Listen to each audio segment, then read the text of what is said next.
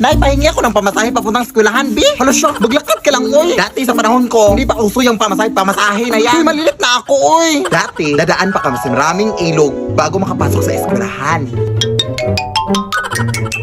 Lampas tao po ba dito? Ay, hindi, mababaw lang yan. Ay, okay. Aakyat din kami dati sa napakaraming bundok para makapasok lang.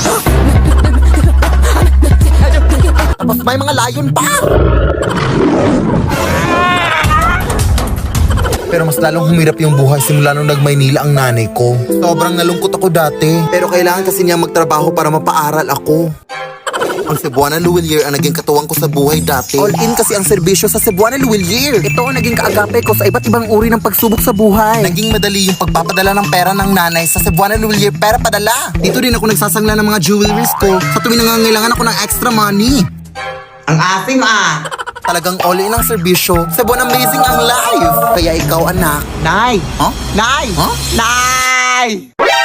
Ang dami mo na namang nakwento, Nay. Naabutan na naman tayo ng gabi. Bukas na lang ako papasok. Uy, huwag kang mag-alala. Hindi na ako manghihingi ng pamasahe. Maglalakad na ako. Lalakarin ko na lahat ng bundok at ilog sa Pilipinas. Lo.